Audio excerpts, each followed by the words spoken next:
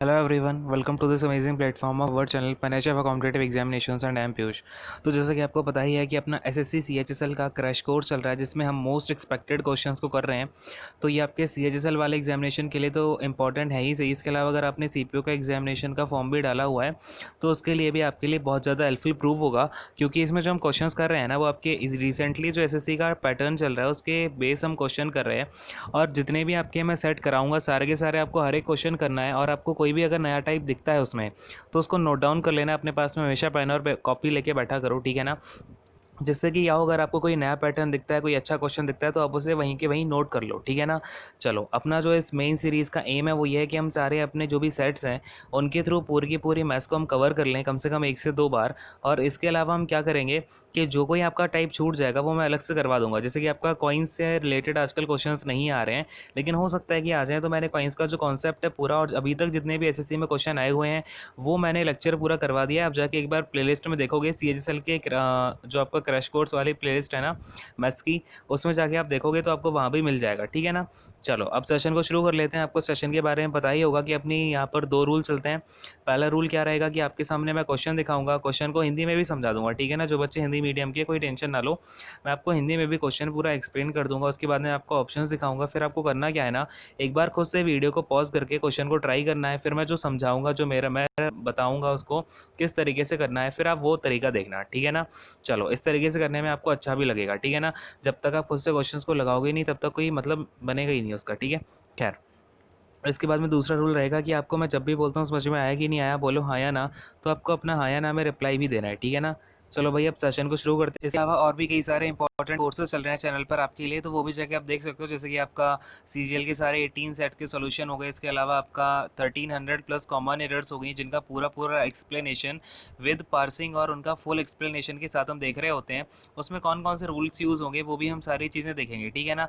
तो ये आपके लिए बहुत ज़्यादा इंपॉर्टेंट है। इसके अलावा आपकी जो टॉप रिपीटेड वोकैब है एसएससी के लिए, वो भी आपको कराई जा रही है। 2000 प्लस टोटल वोकैब है, जिसमें कि आपका सिनोनिम्स, एंटोनिम्स, साइनोनिम्स, ठीक है ना, वो सारे के सारे आपके इंक्लूडेड हैं। फ्रेजल वर्ब हो गया, इन ईडियम्स एंड फ्रेजेस हो गया।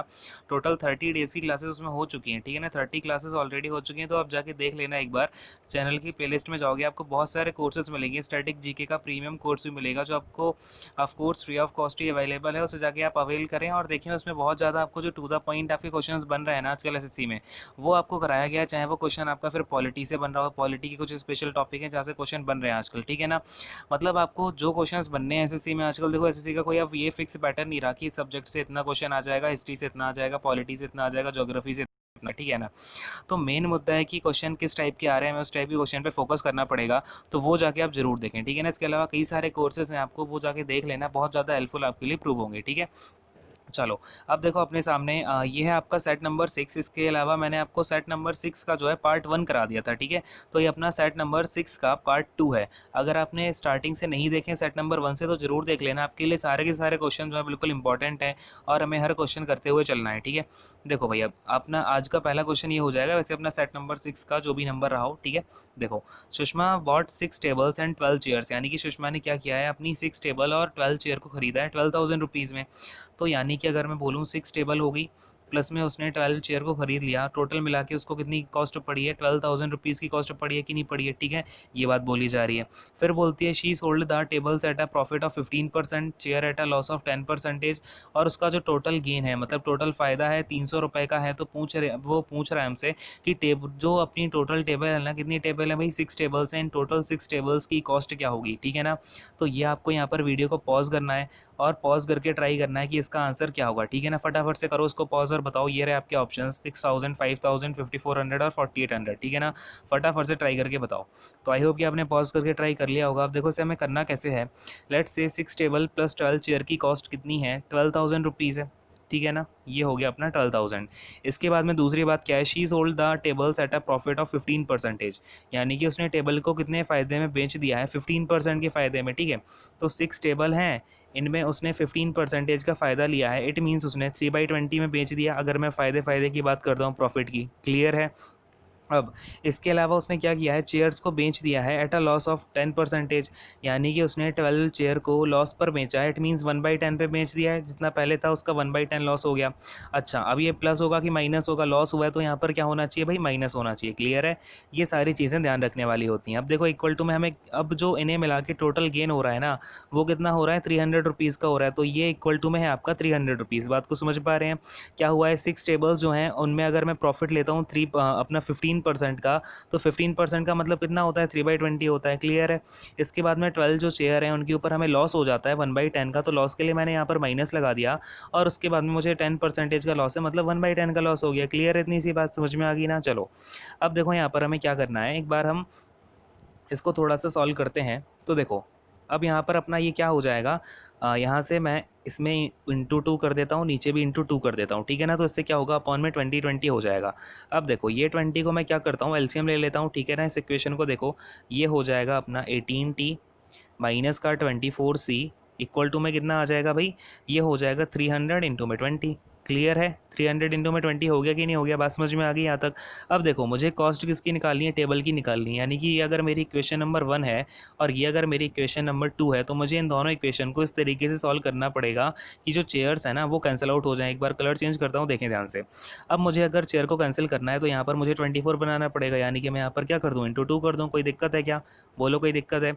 नहीं है। ठीक है, अब देखो यहाँ पर अगर आप ×2 करते हो, ये हो जाएगा आपका 6 2 12, ये हो जाएगा 12 2 24, और ये हो जाएगा 12 2 अगेन 24। तो ये मैंने 24 बना दिया, कोई दिक्कत? अब मैं फर्स्ट और सेकंड इक्वेशन को क्या करता हूँ, जोड़ देता हूँ, ठीक है ना। अगर मैंने ऐड करूँगा तो 24c से माइनस का 24c कैंसिल आउट हो जाएगा, और ये 12t प्लस का 18t कितना हो जाएगा, 30t हो जाएगा कि नहीं हो जाएगा, बोलो हाँ। क्लियर है। अब देखो इसमें 24,000 है, यहाँ पर अपने पास कितना हो जाएगा, ये 6,000 हो जाएगा कि नहीं हो जाएगा। हाँ भाई, 300 इंटू 20 कितना बनेगा, 6,000 बनेगा। 24,000 प्लस 6,000 कितना हो जाएगा, 30,000 हो जाएगा, है ना। तो अब यहाँ से टी कितना निकल के आ जाएगा, 30 से आ जाएगा, 30 से अगर मैं से कैंसिल करता हूँ तो ये आपका 1,000 आ जाएगा कि नहीं आ जाएगा, बोलो हाँ। तो एक टेबल की जो कॉस्ट है वो कितनी निकल के आ गई, 1,000 आ गई, है ना। अगर मैं एक टेबल की कॉस्ट बोलता हूँ तो 1,000 रुपीज़ आ गई है। अब मुझे पूछा क्या गया है कि सारी की सारी टेबल की कॉस्ट बता दो। टेबल कितनी थी अपनी, 6 टेबल थी, तो एक टेबल की कॉस्ट 1,000 तो 6 टेबल की इतनी हो जाएगी, 6,000 हो जाएगी कि नहीं हो जाएगी, बोलो हाँ। क्लियर है, समझ में आ गई ना सारी बात। ईजी सा क्वेश्चन था ये आपका। अपना आंसर यहाँ पर कितना 6,000 हो जाएगा। चलो भाई ऑप्शंस को देखते हैं। भाई ऑप्शंस में अपने पास में ऑप्शन नंबर 1 जो है बिल्कुल करेक्ट आंसर निकल के आ जाएगा। क्लियर है, अगले क्वेश्चन पर आ जाएं। चलो अगला क्वेश्चन देखते हैं अपने पास क्या है। ये रहा आपका अगला क्वेश्चन। अगेन थोड़ा इजी क्वेश्चन ही है। देखो इसका जो पैटर्न है क्वेश्चंस का वो ऐसा है कि आपको थोड़ा स्टार्टिंग में मैं 2-3 क्वेश्चन इजी ही कराऊंगा, फिर हम धीरे धीरे सारे पैटर्न क्वेश्चन देख के चलेंगे, ठीक है ना। एक क्वेश्चन पेपर जो होता है आपका, एक बैलेंस क्वेश्चन पेपर होता है, तो उसी तरीके से हमने आपको सारे के सारे सेट प्रोवाइड किए हुए हैं, ठीक है ना। चलो अब देखो ये क्वेश्चन को करो फटाफट से। क्या है, the ratio of present age of A and B is 8:15, यानी कि ए और बी की जो एज का अनुपात है वो 8:15 है। 8 ईयर्स अगो, यानी 8 साल पहले, the ratio of their edges was 6:13, यानी कि 8 साल पहले जो उनकी एज का रेशियो था ना, एज का अनुपात था, वो था 6:13, यानी कि 6:13। What will be the ratio of age of A and B after 8 years from now. तो पूछ रहा है कि दोनों की जो एज है, उनकी उम्र है, उनका जो अनुपात होगा 8 साल बाद, यानी कि आज से 8 साल बाद फ्यूचर में, ठीक है ना। तो उसका हमें अनुपात पूछा है। तो बताओ फटाफट से, इसको पॉज करके आप ट्राई करो और मुझे बताओ इसका क्या आंसर आएगा। इसके ऑप्शंस मैं आपको दिखा देता हूँ। ये रहे आपके ऑप्शंस, फटाफट से बोलो क्या आंसर होगा, ठीक है ना। चलो भाई पॉज करो फटाफट से। तो देखो अब हमें क्वेश्चन में दिया क्या हुआ है, ratio of present age of A and B, यानी कि उन दोनों की अगर मैं प्रेजेंट एज की बात करूँ तो 2020 में उनकी एज का रेशियो क्या है भाई, 8:15 है, ठीक है ना। ये आपका ए हो जाएगा, ये बी हो जाएगा। अब बोल रहा है कि 8 साल पहले, यानी कि 2012 की बात कर रहे होंगे, ठीक है ना। 8 साल पहले 2012 ही तो होगा। उनका रेशियो कितना है भाई, 6:13 है। क्लियर है। अब 8 साल पहले की बात है तो यहाँ पर अगर मैं देख रहा हूँ तो -2 दिख रहा है मुझे, और इसमें भी मुझे -2 दिख रहा है। लेकिन मुझे पता है कि ये जो एज है ना उसकी, 8 साल पहले की एज है दोनों की, यानी कि 2 की वैल्यू कितनी हो जाएगी, 8 ईयर्स हो जाएगी। 1 की वैल्यू कितनी हो जाएगी, 4 ईयर्स हो जाएगी। क्लियर है कि नहीं है, बोलो हाँ। तो अगर मैं आपसे आज की बात करूँ तो ए की आज की एज कितनी हो जाएगी, 1 की वैल्यू 4 है, 8 की वैल्यू कितनी हो जाएगी, 32 ईयर्स हो जाएगी। बी की वैल्यू इसी तरीके से कितनी हो जाएगी, 15 4 जा कितना होता है, 60 होता है। तो 60 ईयर्स जो है अपने बी की एज निकल के आ जाएगी प्रेजेंट टाइम की। लेकिन हमें निकालना क्या है, हमें 8 साल बाद, यानी कि 8 ईयर्स फ्रॉम नाउ की एज निकालनी है, उनका रेशियो निकालना है। तो एक बात देखो यहाँ पर, मैं ज़रा दूसरा पेन ले लेता हूँ। आज से 8 साल बाद 32 ईयर्स है एक ही एज, तो कितनी हो जाएगी 40 ईयर्स हो जाएगी, ठीक है ना। और अगर मैं बी की बात करूँ तो आज अगर 60 ईयर्स का है वो, तो 8 ईयर्स के बाद कितना हो जाएगा 68 ईयर्स का हो जाएगा। अब अगर यहाँ से रेशियो निकालते हैं तो कितने से कैंसिल आउट हो जाएगा ये आपका, ये जाएगा 4 से 10 टाइम, ये जाएगा 4 से आपका 17 टाइम, तो कितना रेशियो आ जाएगा 10:17 अपना यहाँ से रेशियो निकल के आ जाएगा। ईजी सा है, फटाफट से देखो इसका 10:17 है क्या कोई ऑप्शन, फटाफट से ऑप्शन सी को हम यहाँ पर मार्क करेंगे और आगे बढ़ जाते हैं, ठीक है ना। चलो ये रहा आपके सामने फिर से अगला क्वेश्चन, इसको आप फटाफट से ट्राई करो, आपका ज्योमेट्री का क्वेश्चन है, ठीक है ना। ये क्वेश्चन रहा और ये रहे इसके ऑप्शंस, फटाफट से बोलो इसका क्या आंसर होगा, ठीक है ना। चलो अब देखो इसे मैं आपको एक बार समझाता हूँ क्या बोला गया है यहाँ पे। A circle is inscribed in एक quadrilateral A B C D, यानी कि quadrilateral A B C D मैं बना देता हूँ, ये लेट से आपका एक क्वाड्रिलेटरल हो गया ए बी सी डी। इसके अंदर क्या है आपका एक सर्कल इंस्क्राइब्ड है, यानी कि ये आपका एक सर्कल बन जाएगा, ठीक है। चलो ये हो गया सर्कल, ये टच कर रहा है यहाँ पे, ठीक है, कोई दिक्कत नहीं है, ये थोड़ा सा अपना समझते जाना आप चीज़ों को। देखो अब क्या है, A B B C C D and A D at the point P Q R S, यानी कि अगर मैं इसके नाम दे दूँ ए बी सी डी, ये अपना क्वाड्रिलेटरल हो गया, तो पी क्यू आर एस कौन कौन से पॉइंट हैं, एक बार कलर चेंज कर लेता हूँ जिससे कि हमें थोड़ा आसानी पड़ जाएगी। ये आपका पी पॉइंट हो जाएगा, बी सी पर आपका क्यू है, और सी डी पर आपका आर है, और ए डी पर आपका एस है, क्लियर है। तो ये हो गए P Q R S point. Then B P equal to 4, B P क्या बोल रहा है भाई 4 सेंटीमीटर हो जाएगा, यानी ये तो हो गया 4। इसके बाद में एस डी हो गया 6, एस डी कहाँ पर है, एस डी ये आपका हो जाएगा 6 सेंटीमीटर। और बी सी, बी सी कितना हो जाएगा भाई 7 सेंटीमीटर, बी सी कहाँ पे, ये आपका टोटल जो है पूरा 7 सेंटीमीटर का हो गया है। अब जरा एक बात को देखो, कभी भी आपका एक सेम पॉइंट से किसी भी एक सर्कल पर दो टेंजेंट बनती है ना, तो उनकी लेंथ क्या होती है, इक्वल होती है। तो अगर आप देखो इस बी पॉइंट से ये जो दो टेंजेंट जा रही है ना पी और क्यू पॉइंट पे सर्कल के, तो ये दोनों की लेंथ क्या होगी, सेम होगी, यानी कि ये भी कितना हो जाएगा 4 हो जाएगा बी क्यू। क्लियर है, बात समझ में आ गई। हमें निकालना क्या है, डी सी निकालना है। अब बड़े ध्यान से चीज़ों को समझते जाना, हमें ये 6 क्या दिया हुआ है, एस डी की वैल्यू दी हुई है, यानी कि यहाँ पे अगर मैं डी पॉइंट की बात करूँ तो D R equal to D S होगा कि नहीं होगा, बोलो हाँ, क्लियर है। तो यहाँ पर अगर मैं बात करता हूँ ये 6 है, तो आपका डी आर भी कितना हो जाएगा 6 हो जाएगा, क्लियर है यहाँ तक। अब देखो अब आगे हमें क्या बोला गया है, B C equal to 7 centimetre है, बी सी आपका अगर टोटल 7 सेंटीमीटर है और आपको बी क्यू पता चल गया 4 सेंटीमीटर है, तो ये बचा हुआ कितना बचेगा आपका सी क्यू, 3 सेंटीमीटर बचेगा कि नहीं बचेगा। अब अगेन ये आप सी पॉइंट से देखते हो तो यहाँ पर आपका दो टेंजेंट बन रही है सेम पॉइंट से, तो इन दोनों की वैल्यू क्या होगी, सेम होगी। ये 3 सेंटीमीटर, तो अपना ये सी आर कितना हो जाएगा 3 सेंटीमीटर हो जाएगा। पूछा क्या है, डी सी पूछा है, यानी ये पूरा कितना हो जाएगा अब 6 + 3 यानी कि 9 सेंटीमीटर का पूरा हो जाएगा कि नहीं हो जाएगा, बोलो हाँ। तो हमारा आंसर कितना बन जाएगा 9 सेंटीमीटर जो है यहाँ पर आंसर निकल के आ जाएगा, क्लियर है। अगर मैं ऑप्शंस में देखता हूँ तो 9 सेंटीमीटर ऑप्शन नंबर बी जो है यहाँ पर बिल्कुल राइट आंसर है, क्लियर है, समझ में आ गया। चलो अगले क्वेश्चन पर आते हैं, ये रहा अपने सामने अगला क्वेश्चन। क्या बोला गया एक बार समझा देता हूँ, दो नंबर है जिनका एवरेज क्या है। अगर देखो बात को समझना, क्या बोल रहा है, आपके 3 नंबर दिए गए हैं एक्स वाई जेड, आप समझ लेना, और इनमें से जब भी 2 नंबर का एवरेज उठा के तीसरे नंबर के साथ ऐड किया जाता है ना, तो रिस्पेक्टिवली एक एक करके क्या करेंगे, हम एक बार एक्स वाई को उठा के इनका एवरेज निकालेंगे और जेड के साथ जोड़ देंगे, फिर हम जेड और वाई का एवरेज निकालेंगे एक्स के साथ जोड़ देंगे, फिर हम एक्स और जेड का एवरेज निकालेंगे वाई के साथ जोड़ देंगे, ठीक है ना। इस तरीके से जब हम 3 बार करते हैं तो हमारा जो सम आ रहा है वो एक बार 164 आ रहा है, एक बार 158 आ रहा है और एक बार 132 आ रहा है, ठीक है ना। तो पूछ रहा है कि एवरेज जो ओरिजिनल 3 नंबर हैं उनका एवरेज क्या होगा, ठीक है ना। फटाफट से देखो ये अपने ऑप्शंस रहे, अब फटाफट से इसको आप सॉल्व करके बता दो क्या आंसर आएगा, ठीक है। चलो तो आई होप कि आप लोगों ने ट्राई कर लिया होगा पॉज करके, अगर नहीं किया है ना तो पॉज करके क्वेश्चन को ट्राई कर लिया करो। आई बात समझ में। खैर देखो अपने पास में क्या नंबर हैं, लेट से 3 नंबर हैं एक्स वाई और जेड, ठीक है ना। क्या बोल रहा है, बारी बारी से अगर हम तीनों नंबर का क्या करते हैं, एक बार मैं एक्स और वाई का अगर एवरेज निकाल लेता हूँ तो कितना हो जाएगा, average X plus Y upon 2 हो जाएगा इन दोनों का। इसको मैं जेड के साथ जोड़ता हूँ तो इनका सम कितना आ रहा है, एक बार 164 आ रहा है, ठीक है ना। तो अब अगर मैं इसे लिखना चाहूँ तो इसको किस तरीके से लिख सकता हूँ, तो x plus Y plus 2z लिख सकता हूँ कि नहीं लिख सकता हूँ। इक्वल टू में कितना हो जाएगा 164 इंटू 2 हो जाएगा, क्योंकि मैंने क्या किया हुआ है 2 का एलसीएम ले लिया, क्लियर है इतनी सी बात। इक्वल टू ही कितना आ जाएगा आपका 2 का मल्टीप्लाई करेंगे तो ये 328 बन जाएगा, ठीक है ना। कितना बन जाएगा 328। अब इसी तरीके से अगर मैं इन तीनों को भी लेता हूँ, दो अपने जो बचे हुए हैं, इस बार मैं क्या करता हूँ अपना x प्लस जेड ले लेता हूँ और प्लस में हमारा अगर 2y आता है तो इक्वल टू में लेट से अपना बन रहा है 158। तो 158 इंटू में 2 क्या हो जाएगा भाई, 158 इंटू 2 बनेगा अपना 6 और ये 1 हो जाएगा और ये 3 आ जाएगा, ठीक है ना। इसी तरीके से अगर हम करते हैं z प्लस वाई और प्लस में 2x कर लेते हैं, इक्वल टू में लेट से 132 आता है, और इंटू अगर हम इसमें 2 कर दें तो कितना हो जाएगा, ये अपना 264 हो जाएगा। अब देखो अब क्या करना है, हमें इन तीनों को जोड़ देना है, जितनी भी अपनी तीन, देखो एक एक्स आपका ये है और दो एक्स आपकी ये हैं, तो ये बन जाएगा अपना 3x। इसी तरीके से आपका एक एक्स और है, यानी कि अपना कितना बन जाएगा, 4x बन जाएगा कि नहीं बन जाएगा। अब आपका इसी तरीके से एक वाई ये है, दो वाई ये हैं और एक वाई ये है, तो टोटल आपके प्लस में 4y आ जाएगा। और इसी तरीके से आपके 4z आपके यहाँ से बन जाएंगे, तो 4z इक्वल टू में कितना हो जाएगा, 328, 316 और 264 को ऐड कर देते हैं तो कितना हो जाएगा, ये 8 हो जाएगा। फिर आपका ये 0 हो जाएगा और आपकी 1 कैरी आ जाएगी, तो ये कितना हो जाएगा, 9 हो जाएगा। ठीक है, इक्वल टू में 908 आ जाएगा, यानी कि 4 times of x plus Y plus Z equal to 908 है।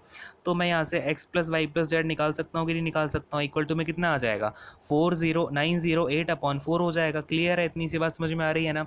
कितना आ जाएगा, 4 2 ज़ा 8, 4 2 ज़ा 8 और आपका 4 7 ज़ा 28, तो 227 हो गया x plus Y plus Z.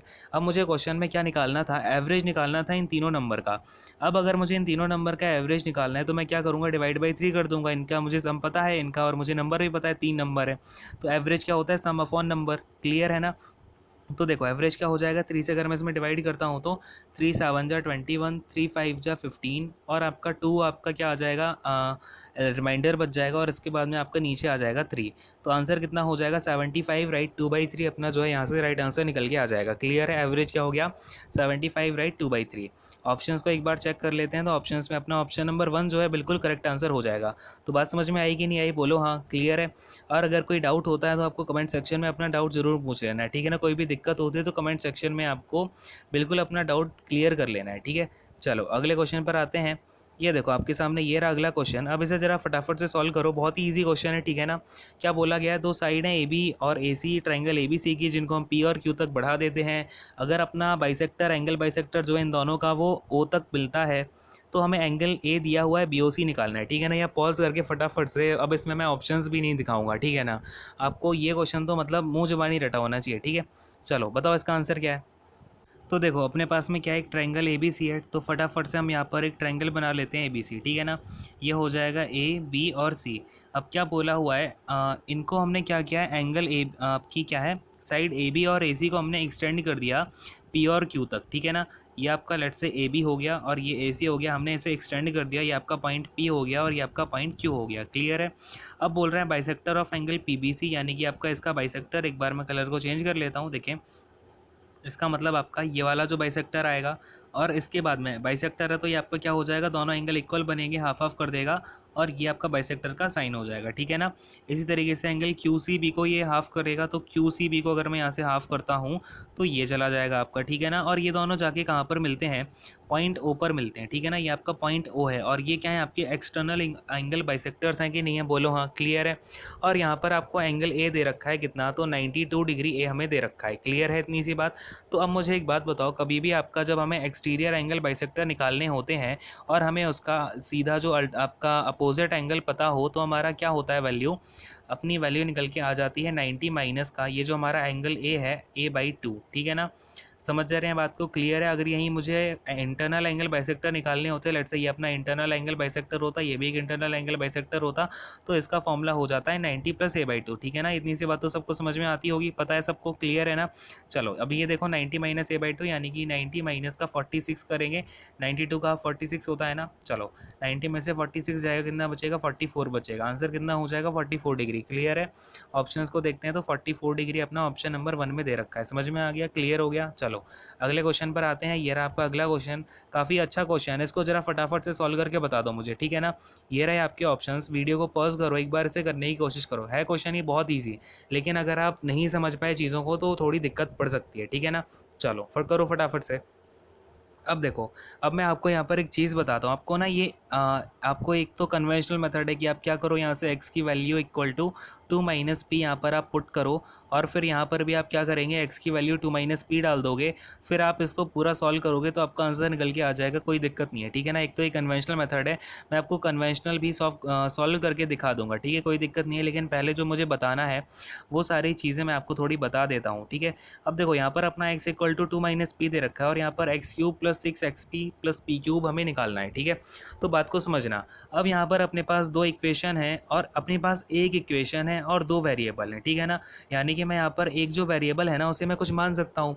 अब कभी भी आप किसी भी चीज़ को सपोज करते हो ना तो हमें क्या मानना होता है कि सामने वाला सबसे पहली बात निगेटिव ना आए, यानी कि मैं पी की वैल्यू कुछ ऐसी मानूँ कि जो एक्स है ना वो मेरा निगेटिव ना आ पाए, ठीक है। ये आपका पहला कंडीशन होती है। दूसरा कंडीशन, अगर मेरा आंसर जो है ज़ीरो आता है तो वो कंडीशन भी मुझे नहीं माननी होती है। लेकिन अगर मैं यहाँ पर देखता हूँ तो मेरा आंसर जीरो तो किसी भी कंडीशन में आ ही नहीं सकता, सिर्फ एक को छोड़ के कि हमारा जो एक्स है वो इतना माइनस का आ जाए जितना यहाँ से एडिशन निकल के अपना ये पॉजिटिव का आ जाए, उस केस में जो है अपना आंसर जीरो आ सकता है बस, ठीक है ना। तो देखते हैं भाई क्या क्या चीज़ें यहाँ पर पॉसिबल हो सकती हैं। अब देखो, अगर मुझे एक्स को निगेटिव नहीं बनाना है तो यहाँ पर एक ही पॉसिबल, दो तीन वैल्यू पॉसिबल बनेगी, जैसे कि एक क्या करूँ मैं, पी को ज़ीरो मान लेता हूँ तो ये कितना हो जाएगा, एक्स इक्वल टू टू हो जाएगा, ठीक है, एक्स इक्वल टू टू। पहली कंडीशन हो गई जब मैंने पी को क्या माना है, ज़ीरो माना है, ठीक है। तो अगर मैं यहाँ पर एक्स इक्वल टू टू और पी इक्वल टू ज़ीरो डालता हूँ तो देखो ये अपना केस नंबर वन है। सारी चीज़ें एक एक करके समझेंगे बड़े ही ध्यान से, ठीक है ना। कलर को चेंज करता हूँ, एक बार वही रहने देते हैं, ठीक है ना। दूसरे केस में कलर को चेंज करेंगे। देखो x की वैल्यू टू और p की वैल्यू जीरो डाल रहा हूँ तो टू का क्यूब कितना हो जाएगा, एट हो जाएगा, और बाकी ये भी जीरो ये भी जीरो, ठीक है ना। तो आंसर कितना आ जाएगा, एट आ जाएगा। अब अगला केस देखो, p की वैल्यू मैं अब क्या डालने वाला हूँ, जीरो डाल दी है। अब मैं p की वैल्यू वन भी तो डाल सकता हूँ, कोई दिक्कत नहीं है भाई, वन डाल लो। मैंने ये p की वैल्यू वन डाली तो x कितना आ गया भाई, वन आ गया। तो p1 x1 यहाँ पर आप डालो जरा, p1 और x1 देखो कितना हो जाएगा, one plus six plus one कितना आ जाएगा भाई, एट आ जाएगा। मतलब सेम टू सेम आ गया कि नहीं आ गया, देख रहे हो बात को, समझ पा रहे हैं कि सारे लोग। अब कुछ लोग क्या करते हैं, आपको थोड़ा सा मिसगाइड कर दिया जाता है कि आपको वैल्यूज़ जो हैं बस यही डालनी है, कि एक बार आपको बस ज़ीरो डालना होता है इन कंडीशंस में, लेकिन ऐसा नहीं है। आपको बस, आप कितनी भी वैल्यूज़ डालोगे ना आंसर सेम ही आएगा। बस आपकी कंडीशन क्या होनी चाहिए कि एक्स आपका निगेटिव ना बने, ठीक है ना, एक्स आपका निगेटिव नहीं आना चाहिए। अब दूसरी चीज़ हम यहाँ पे क्या कर सकते हैं कि मैं यहाँ पर p इक्वल टू क्या डाल दूँ, टू डाल दूँ, कोई दिक्कत नहीं है। अगर मैं अपना p इक्वल टू टू डालता हूँ, x इक्वल टू कितना आ जाएगा, टू माइनस टू, यानी x इक्वल टू कितना हो जाएगा, ज़ीरो हो जाएगा, क्लियर है। अब अगर मैं यहाँ पर x equal to zero, p equal to two डालता हूँ तो ज़ीरो प्लस का आपका कितना हो जाएगा, अगेन ज़ीरो, और प्लस में टू का क्यूब कितना, एट, ये भी आपका कितना निकल के आ जाएगा, एट निकल के आ जाएगा, क्लियर है। बात समझ पा रहे हैं क्या। तो हमारा इसका जो आंसर होगा वो कितना बनेगा, एट बनेगा। चाहे आप यहाँ पे एक p की वैल्यू ज़ीरो डाल लो, चाहे p1 डाल लो, चाहे p2 डाल लो, लेकिन आपको क्या करना है, p की वैल्यू ऐसी नहीं डालनी है कि आपका ये जो आंसर है x इक्वल टू में x आपका निगेटिव आ जाए, ठीक है ना। इस तरीके से हम चीज़ों को कर रहे होते हैं। तो अपना आंसर देख लो यहाँ पे एट ऑप्शन में है भी कि नहीं है, ऑप्शन नंबर सी में अपना एट दिया हुआ है, ये अपना राइट आंसर हो जाएगा, क्लियर है। अब जरा हम इस चीज़ को समझते हैं कि अपने पास में ये हुआ कैसे, ठीक है ना।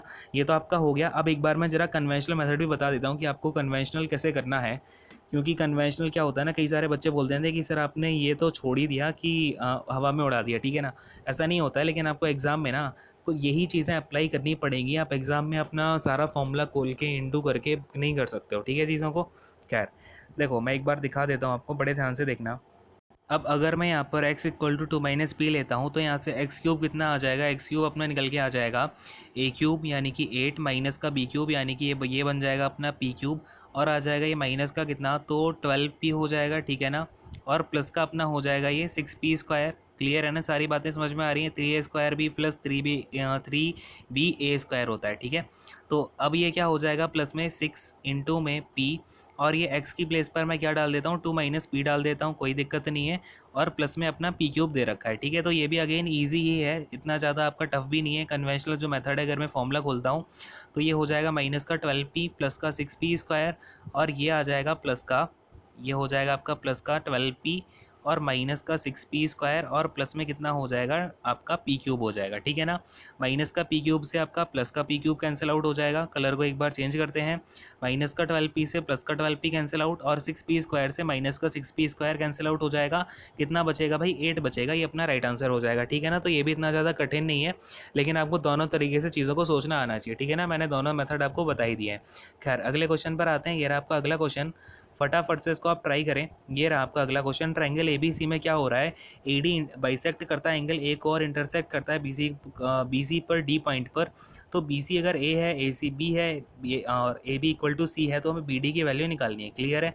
ये रहे आपके ऑप्शंस। फटाफट से वीडियो को पॉज करो और इसे सॉल्व करने की कोशिश करो। बेसिकली ये ना आपकी एक थ्योरम होती है, मैं आपको पूरी थ्योरम का जो प्रूफ है वो एक बार दिखा दूंगा, कैसे कैसे क्या चीज़ें हो रही होती हैं। काफ़ी ईजी सही है, तो फटाफट से आप एक बार पॉज करके ट्राई कर लो खुद से, जैसे कि आपको क्या हो, समझने में थोड़ी ईजीनेस हो सके। ठीक है ना? खैर, अब देखो, आई होप कि आपने पॉज करके ट्राई किया होगा। अब देखो करना क्या है, ट्राइंगल ए बी सी है, तो हम फटाफट से एक ट्राइंगल बना लेंगे। ये रहा अपना ट्राइंगल ए बी सी, ये हो गया ए, ये हो गया अपना बी, और ये हो जाएगा सी। क्लियर है? इतनी सी बात समझ में आ गई ना? तो देखो ट्राइंगल हो गया अपना ए बी सी। अब क्या हो रहा है कि ए डी बाइसेक्ट करता है एंगल ए को। ये हो गया ए डी, ये अपने एंगल ए को क्या कर दिया, इसने बाइसेक्ट कर दिया। ठीक है ना?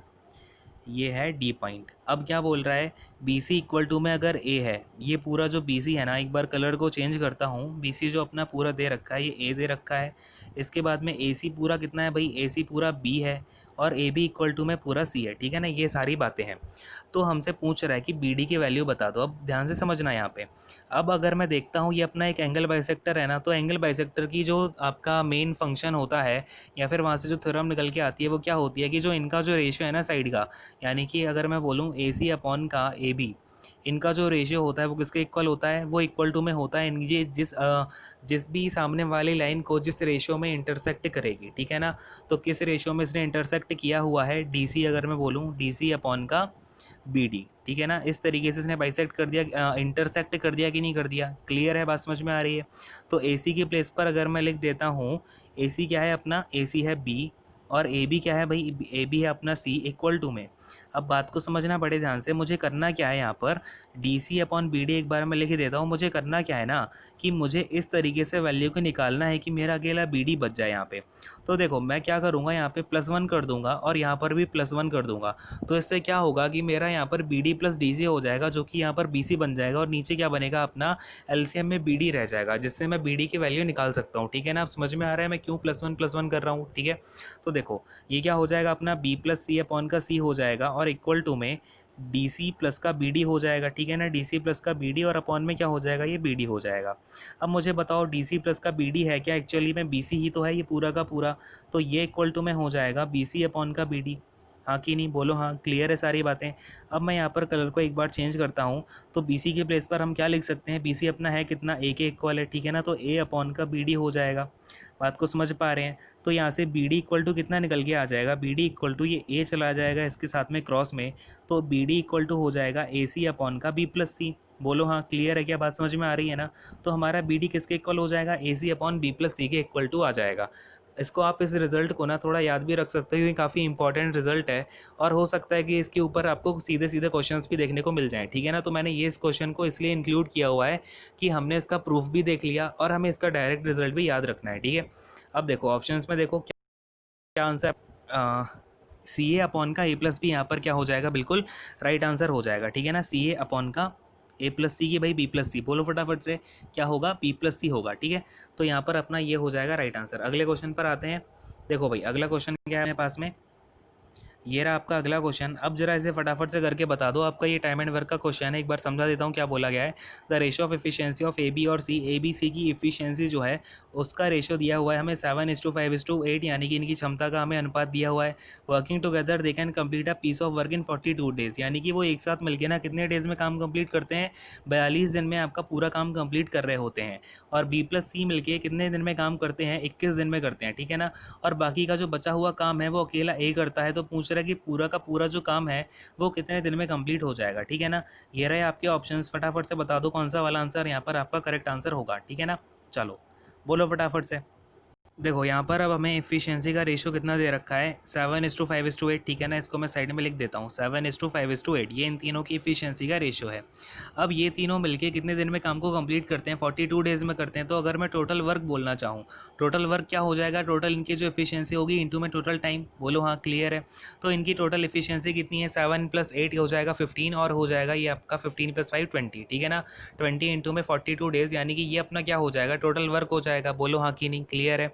अब इसके बाद में क्या हुआ, बी और सी ने मिलकर काम किया 21 डेज तक। एक बार इसको अगर मैं इंटू कर दूं कितना हो जाएगा, ये आपका 840 हो जाएगा कि नहीं हो जाएगा, बोलो हाँ। ठीक है? अब बी प्लस सी का जो काम है, बी प्लस सी ने कितना काम कर लिया होगा, अगर मैं इसे क्या बोल देता हूँ, वर्क, तो इसे मैं डब्ल्यू से डिनोट करता हूँ। डब्ल्यू ऑफ बी प्लस सी कितना हो जाएगा, 21 डेज तक काम किया है। इन दोनों की इफिशियंसी कितनी है, बी और सी की मिलाकर के 13 है कि नहीं है, बोलो हाँ, ठीक है ना। तो 21 इंटू में 13 इक्वल टू कितना हो जाएगा, 273 हो जाएगा, ठीक है ना। तो अब देखो आपका 840 टोटल वर्क है और बी और सी ने मिलके कितना काम कंप्लीट कर दिया, 273 काम जो है वो पूरा कंप्लीट कर दिया, बोलो हाँ कि नहीं। तो बचा हुआ काम कितना होगा, 840 में से हम माइनस कर दें 273 को, है ना। माइनस करेंगे कितना आएगा, ये आपका 7 होगा, ये 6 होगा और ये 5 होगा, यानी कि 567 हो जाएगा, ठीक है ना। तो 567 काम कंप्लीट करने के लिए बचा हुआ है और अब किसे करना है, but the remaining work was completed by A alone, यानी कि ये पूरा काम ए अलोन को काम करना है, ठीक है ना। तो टाइम हमें ए का निकालना है और ए की इफिशियंसी मुझे पता है 7 है, तो इसमें मैं 7 से डिवाइड कर दूंगा, कितने टाइम जाएगा, 7 8 जा 56 और 7 1 जा 7, तो 81 डेज में आपका ए जो है वो अकेला काम कंप्लीट कर पाएगा बचा हुआ। लेकिन मुझसे क्या पूछा गया कि पूरा काम कितने डेज में कंप्लीट हुआ है, the whole work was completed in, ठीक है ना। ये आपका बड़ा ही इंपॉर्टेंट पॉइंट है, कई सारे बच्चे यहीं पे मिस्टेक कर देते हैं। तो होल वर्क देखो कितने डेज में हुआ है, 81 डेज तो ए को लगे हैं और बी प्लस सी को मिलकर के 21 डेज लगे हैं। तो अगर इन दोनों को मैं ऐड करके देखूँ कितने डेज लगे होंगे, आपके 102 डेज लगे होंगे। क्लियर है, आपको टोटल टाइम कितना लगा है, 102 डेज का। एक बार ऑप्शंस देख लेते हैं, ऑप्शंस में अपना 102 डेज, ऑप्शन नंबर सी जो है यहाँ पर बिल्कुल राइट आंसर हो जाएगा, ठीक है ना। समझ में आ गया, आई होप कि आप लोगों ने करेक्ट भी किया होगा। ऐसे मैं 2-3 बार क्वेश्चंस करा भी चुका हूँ अभी तक, ठीक है ना। चलो अगले क्वेश्चन पर आते हैं। अगला क्वेश्चन ये रहा आपके सामने, फटाफट से इसे करके बता दो, बहुत ही ईजी क्वेश्चन है। A is 20% less than B, C is 30% more than D, D is 25% less than A, तो कौन सा वाला ट्रू है। आपके सामने ये ऑप्शन है, फटाफट से वीडियो को पॉज करना और एक बार सॉल्व करके बताना। बी और सी के बीच में मुझे रिलेशन निकालना है, ठीक है ना। चलो बता दो फटाफट से। तो देखो अपने पास में कौन कौन है, ए है, बी है, सी है, डी है, ठीक है ना। तो ये ए हो गया, ये बी हो गया, ये सी है और लेट्स से ये अपना डी है। अब यहाँ पर मैं मान लेता हूँ ए कितना है, 100 है, ठीक है ना। अब देखो कहानी कैसे कैसे आगे बढ़ रही होगी। ए क्या है, 20% लेस देन है बी, ठीक है ना। इसका मतलब अगर ए 100 है तो बी कितना होना चाहिए भाई, बात को समझना। ए 100 है, बी कितना होगा, ए क्या है 20% लेस देन है, 20% का मतलब 1/5 होता है ना। तो अगर आपका बी 5 है तो ए कितना होगा, 4 होगा। क्लियर है इतनी सी बात। तो अगर 4 की वैल्यू 100 है, इसका मतलब 1 की वैल्यू कितनी होगी, 25 होगी। तो 5 की वैल्यू कितनी हो जाएगी, 25 इंटू 5 125 होगी कि नहीं होगी, बोलो हाँ। इतनी सी बात समझ में आ गई, एक चीज़ अपनी यहाँ पर क्लियर हो गई। अब मैं कलर को चेंज करता हूँ, देखें क्या हो गया। अब सी इज़ 30% मोर देन डी, ये आपकी कहानी यहाँ तक है, कोई बात नहीं। इसके बाद में डी इज़ 20% लेस देन ए। अब डी क्या है आपका, 20% लेस देन है ए से, यानी कि डी कितना हो जाएगा आपका, 75 हो जाएगा कि नहीं हो जाएगा, बोलो हाँ। 25% लेस देन है, सीधा सीधा आपका बेस बनाया हुआ है ए को, तो ये डायरेक्टली अपना 75 हो जाएगा। इसके बाद में सी क्या है, 30% मोर देन है डी से। तो अब बात को समझना, 30% का मतलब कितना होगा, लेट्स से अगर ये अपना डी 75 है और सी कितना है, इससे 30% ज़्यादा है, यानी कि सी कितना हो जाएगा, 13/10 हो जाएगा इसका कि नहीं हो जाएगा, बोलो हाँ। क्लियर है इतनी सी बात। तो ये कितना हो जाएगा आपका, 75 इंटू में 13 करते हैं, आपका ये आता है 975 आता है, ठीक है ना। अपॉन में 10 है तो एक पॉइंट आपका यहाँ पर बन जाएगा, तो 97.5 जो है आपका सी निकल के आएगा, ठीक है। अब क्या हमें निकालना है, बी और सी के बीच में रिलेशन दिखाना है हमें, ठीक है ना। तो अब बात को देखो, 125 और 97.5 के बीच में हमें रिलेशन देखना है। इसका मतलब अगर मैं कर दूँ 97.5 अपॉन में 125 करता हूँ, इसका मतलब मैं क्या कर रहा हूँ, ये है आपका C और ये है नीचे B, ठीक है ना। ये इक्वल टू में क्या है, C अपॉन B है। अब देखो यहाँ से अगर मैं आपका पॉइंट को हटा दूँ, ठीक है ना, ये पॉइंट को हटा दूँ, ये नीचे 0 लगा देता हूँ। तो अब हम क्या करेंगे, इसको 5 से कैंसिल आउट कर देते हैं, तो 5 1 ज़ा 5 और 5 9 ज़ा आपका 45 और 5 5 ज़ा 25, फिर जाएगा 2 टाइम्स और ये आपका 5 से कितना चला जाएगा, 250 टाइम चला जाएगा, कोई दिक्कत नहीं है। इसके बाद में हम क्या करते हैं, अगेन आपका 5 से कर देते हैं, तो 5 5 ज़ा और आपका ये चला जाएगा 5 3 ज़ा और आपका ये कितना बचा है, 39 हो जाएगा, ठीक है ना। 5 9 ज़ा कितना हो जाएगा आपका, ये हो जाएगा आपका 45 और ये हो गया 50, ठीक है। यहाँ तक कोई दिक्कत नहीं है, 39 अपॉन का 50 निकल के आ गया है। तो यहाँ से देखो अगर मैं इसका पॉइंट यहाँ वापस लगा देता हूँ, कितना हो जाएगा, ये 3.9 अपॉन का 5 आ जाएगा। यानी अगर मैं इंटू 2 कर देता हूँ ना, इसमें ऊपर भी इंटू 2 कर देता हूँ, नीचे भी इंटू 2 कर देता हूँ, कितना हो जाएगा ये आपका, ये हो जाएगा 8 और ये हो जाएगा आपका 7, यानी कि आपका अगर मैं 2 ज़ीरो और लगा दूँ, ये आपका कितना बन जाएगा, 5 टू ज़ा 10 बन जाएगा और 10 का एक ज़ीरो और आना चाहिए ऊपर, यानी पॉइंट आना चाहिए ऊपर, तो 0.78 हो जाएगा कि नहीं हो जाएगा, बोलो हाँ। तो बी आपका सी अपॉन बी इक्वल टू में कितना है, 0.78, ठीक है। तो अब जरा एक बार कलर को चेंज करता हूँ, तो सी इक्वल टू कितना हो जाएगा, 0.78 इंटू बी हो जाएगा कि नहीं हो जाएगा, बोलो हाँ। इतनी सी बात समझ में आई कि नहीं आई। और ये मैंने इंटू में 2 क्यों किया था, सो दैट अपने नीचे 10 बन जाएगा, तो मैं डायरेक्टली ऊपर क्या करूँगा, एक पॉइंट शिफ्ट कर सकता हूँ, ठीक है ना। तो इस तरीके से हमें कैलकुलेशंस को करना होता है। ये कितना हो जाएगा, 0.78 हो जाएगा।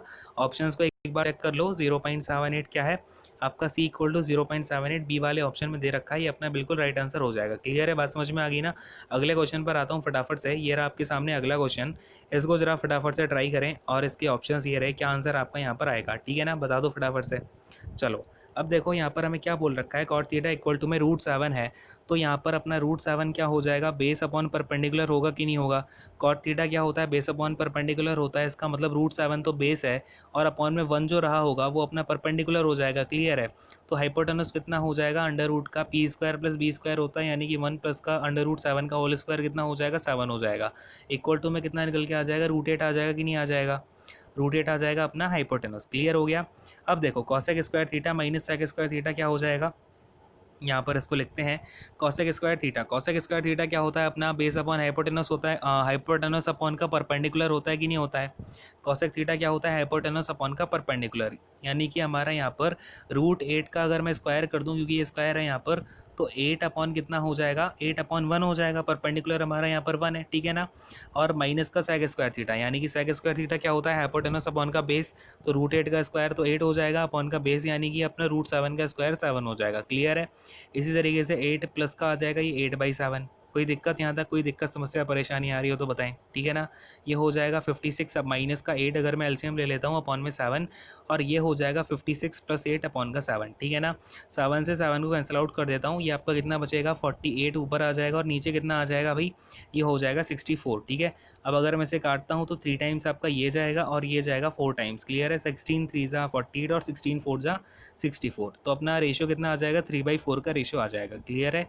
तो इसकी वैल्यू अपनी कितनी आ गई, 3/4 आ गई। ऑप्शन में एक बार चेक करते हैं, 3/4 अपना कौन सा वाला ऑप्शन है, तो ऑप्शन नंबर 1 जो है अपना यहाँ पर बिल्कुल राइट आंसर हो जाएगा। क्लियर है, बात समझ में आ गई। और थोड़ा आपको जो ऑडियो है वो थोड़ा इधर उधर हो सकता है, क्योंकि एक्चुअली क्या है ना, अभी आपका टाइम जो है वो हो रहा है 12:57 AM, और अभी मुझे बहुत ज़्यादा नींद आ रही है, काफ़ी ज़्यादा थक चुका हूँ। एक्चुअली मैं आप लोगों का जो करंट अफेयर का है ना, उसके लिए काफ़ी ज़्यादा जो क्वेश्चंस हैं उनकी मैं ऑब्जर्वेशन कर रहा हूँ, उनको गो थ्रू हो रहा हूँ, कौन कौन से आपके लिए बहुत ज़्यादा इंपॉर्टेंट क्वेश्चंस वहाँ से बन सकते हैं, उनको प्रिपेयर किया जा रहा है। तो डोंट वरी, आपको वो वीडियो भी जल्दी ही मिल जाएगी। सो अभी यही सारी चीज़ें हैं। खैर अगले क्वेश्चन पर आते हैं फटाफट से। अगर कोई डाउट होता है तो कमेंट सेक्शन में आप अपने डाउट्स को ज़रूर पूछ लिया करो, ठीक है ना, कोई भी डाउट नहीं रखना अपने मन में। चलो अगले क्वेश्चन पर आता हूँ। ये रहा आपके सामने अगला क्वेश्चन, तो फटाफट से इसका मुझे आंसर बता दो। सेक्टर का मुझे यहाँ पर क्या निकालना है, एरिया निकालना है, ठीक है ना। ये रहे आपके सामने ऑप्शंस, वीडियो को पॉज करो और यहाँ पर आप मुझे इसका आंसर बताओ, ठीक है ना। तो अब बड़े ध्यान से समझना, आई होप कि आपने क्वेश्चन को ट्राई कर लिया होगा और कई सारे बच्चों को आ भी गया होगा, ठीक है ना।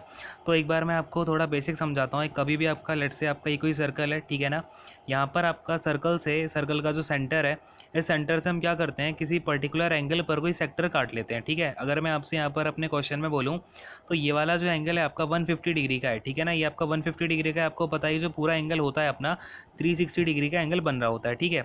तो अब मैं अगर आपसे बोलूँ पूरे सर्कल का जो एरिया होता है वो कितना होता है, πr² होता है। यानी कि अगर मैं बोलूँ यहाँ पर ये आपका पूरे 360 डिग्री का होता है ना, तो 360 डिग्री अपॉन का 360 डिग्री, कोई दिक्कत नहीं है, ये आपका पूरे सर्कल का एरिया हो गया। लेकिन अब अगर मैं बोलूँ अब मुझे बस इतने इतने का एरिया चाहिए, यानी कि अब मुझे कितने का एरिया, 150 डिग्री का एरिया चाहिए आउट ऑफ 360 डिग्री, ठीक है ना। तो यहाँ पर आप बात को समझ पा रहे हैं क्या। अगर मुझे कभी भी एरिया ऑफ सेक्टर निकालना होगा तो मुझे जितने डिग्री का चाहिए है ना, वो मैं ऊपर रख दूंगा, और वो पूरी पूरी पूरी जो डिग्री होती है वो कितनी होती है, 360 डिग्री होती है। यानी कि मुझे 160 डिग्री का 150 डिग्री का एरिया चाहिए आउट ऑफ 360 डिग्री, ठीक है ना। इंटू में क्या करेंगे, πr² यानी कि 22/7, इंटू में डायमीटर आपका 42 है, तो रेडियस कितनी हो जाएगी, 21 हो जाएगी। और ये अगेन 21, क्योंकि πr² होता है तो मैंने 21 × 21 लिख दिया है। क्लियर है। अब इसको हम हैं, 0 से 0 को काट देते हैं, इसके बाद में आपका 3 5 ज़ा ये जाएगा 3 से 12 टाइम्स, और फिर आपका 7 से 3 टाइम, 3 से जाएगा ये आपका 4 टाइम, 2 से जाएगा 2 टाइम, ये चला जाएगा 11, और इसके बाद में और कुछ कटने की संभावना है क्या? नहीं है। ये कितना हो जाएगा आपका 5 इंटू में 11 कितना हो जाएगा 55, और 55 इंटू में मैं अगर 21 करता हूँ तो कितना हो जाएगा ये 5 और 5, और ये आ जाएगा आपका 1 1, ठीक है ना। तो 1155 और अपॉन का ये 2 है तो अपॉन में 2 डाल दिया। कोई दिक्कत यहाँ पर, कोई दिक्कत परेशानी नहीं आ रही है। 2 से क्या हो जाएगा ये आपका 2 5 ज़ा 2 7 ज़ा 2 7 ज़ा, अगेन पॉइंट लगा दूंगा, और 2 5 ज़ा 10, ठीक है ना। तो ये आपका 577.5 जो है इसका एरिया निकल के आ जाएगा, ठीक है ना। सेक्टर का एरिया कितना आ जाएगा 577.5 सेंटीमीटर स्क्वायर। क्लियर है, बात समझ में आ गई। ऑप्शन में देख लेते हैं, 577.5 अपना ऑप्शन नंबर डी दे रखा है, ये अपना बिल्कुल करेक्ट आंसर हो जाएगा। बात समझ में आ गई ना। चलो अगले क्वेश्चन पर आते हैं। नेक्स्ट वाला क्वेश्चन देखते हैं, ये रहा आपके सामने, up stream and down stream, ये आपका बोर्ड का क्वेश्चन है। फटाफट से इसको पॉज करो और क्वेश्चन को ट्राई करने की कोशिश करो। ये रहे आपके सामने ऑप्शंस, ठीक है ना। बताओ जरा फटाफट से कौन सा वाला अपना यहाँ पर आंसर निकल के आएगा, ठीक है ना। तो देखो यहाँ पर अब क्या बोला गया है, boat can cover a distance of 7.2 kilometre downstream. Let say downstream की स्पीड है अपनी डी और अप स्ट्रीम की स्पीड है यू, ठीक है ना। ये अपनी स्पीड्स हैं। अब क्या बोला जा रहा है, 7.2 किलोमीटर वो डाउन स्ट्रीम में गया, यानी कि उसे कितना टाइम लगा होगा 7.2 किलोमीटर अपॉन का डी, ठीक है ना। यानी कि ये अपनी डिस्टेंस है, ये अपनी स्पीड है, और इसी के साथ अगर मैं ऐड कर देता हूँ 3.2 किलोमीटर वो अप स्ट्रीम गया है यू की स्पीड से, तो उसे इन दोनों को मिला के कितना टाइम लगा है, 2 आवर्स का लगा है। बोलो हाँ, इतनी सी बात क्लियर है क्या। अब इसी तरीके से अगर मैं इक्वेशन नंबर 2 को देखता हूँ, सबसे पहले मैं क्या करूँगा, यहाँ से पॉइंट और पॉइंट को हटा देता हूँ, ठीक है ना। यहाँ पर मैंने 0 लगा दिया, इन दोनों के पॉइंट को हटा दिया है। इतनी सी बात समझ में आ गई ना, ठीक है ना। कोई दिक्कत तो नहीं है, अगर कोई डाउट होता है तो अपना डाउट क्लियर कर लेना कमेंट सेक्शन में, ठीक है ना। चलो अब देखो यहाँ पर अपना कितना हो गया है, यहाँ से मैंने पॉइंट से और पॉइंट को हटाया, यहाँ पर 0 को डाल दिया, ठीक है। अब इसके बाद में हमें क्या करना है, it can also cover 1.5 kilometre down stream, यानी कि ये क्या कर सकता है 1.5 किलोमीटर डाउन स्ट्रीम को कवर कर सकता है, प्लस में 0.6 किलोमीटर अप स्ट्रीम, ठीक है भाई, कोई दिक्कत नहीं है। 0.6 किलोमीटर अप स्ट्रीम कितने मिनट में, 24 मिनट में।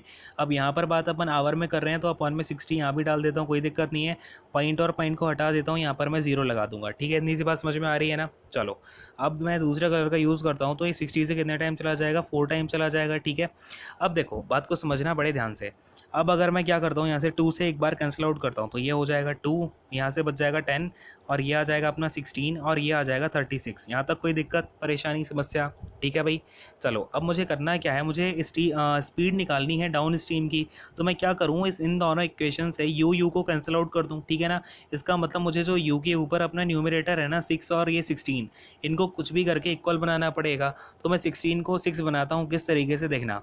अब अगर मैं 16 में मल्टीप्लाई कर दूं किसका, तो किसका कर सकते हैं भाई, 3/8 का मल्टीप्लाई कर दूं अगर मैं, ठीक है ना। यहाँ पर 3/8 से कर दूं, यहाँ पर भी मैं मल्टीप्लाइड बाई 3/8 कर दूं, यहाँ पर भी मैं मल्टीप्लाइड बाई 3/8 कर दूं, तो देखो क्या होगा, ये 8 से जाएगा 2 टाइम, 3 इंटू 2 कितना बन जाएगा 6 बन जाएगा, तो ऊपर कितना आ जाएगा 6u हो जाएगा, ठीक है ना। देखो ये बन गया अपना 6/u, ठीक है ना।